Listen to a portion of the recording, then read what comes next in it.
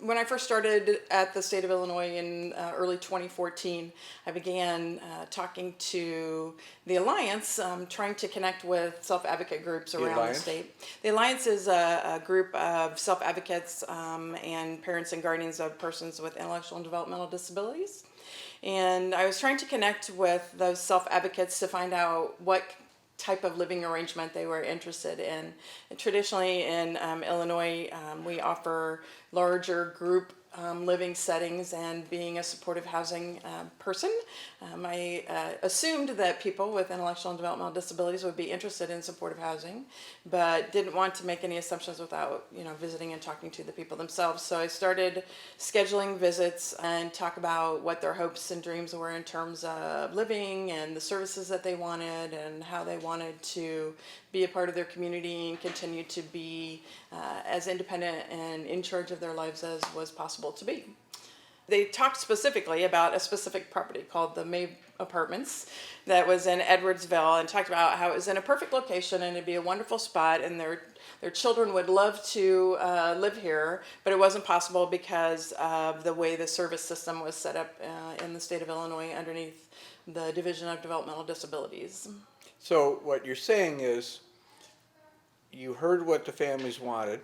They might have been somewhat skeptical, but I know for you it was really important as you came to state government to make sure that what you promised was what could happen.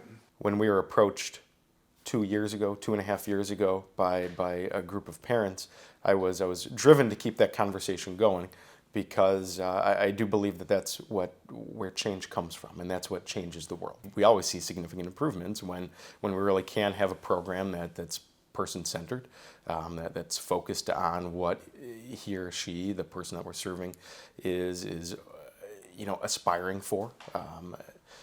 And when we were connected with this group of parents, I think we learned together right away. Well, these are individuals that have a desire to grow. They have a desire to, continually be improving. Essentially what we're looking at is kind of throwing the whole system on its head, so to speak. Heretofore, when an individual was selected for what we refer to as Waiver Services, what they would do is they'd get an award letter, and then we'd connect them with a service provider. And if the service provider had a set of services they offered, that's what was available for the individual. What we're trying to do now is to change that process so that it's really driven by the individual's wants, needs, and preferences. So we've been involved in a person-centered planning process where we're looking at establishing a person-centered plan for the individual and letting that drive the selection of providers. Jenny and I work for an independent service coordination agency, and it is where families that are choosing services for their family members, sons and daughters, like the group that's here, come to find out whether they're eligible and what their choices are in the service system that might support their sons and daughters as they are aging out of their family homes and want to live independently.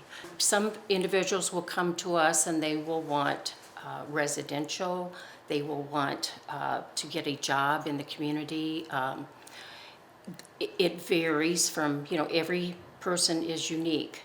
So once we have gone through the pre-admission screen and the individual has been determined eligible for the services, we will help to link that individual to the services that they are requesting. And the individuals that have just moved into the May building, we started working with them probably like in 2012. And honestly, I think they made it very easy because they knew exactly what they wanted when they came in. But how to get that service, that was the challenge. But they truly did plant the seed from the beginning. They all worked as a team. They really had a very strong desire and determination to make it happen. So I would have to say it truly was a new journey for all of us.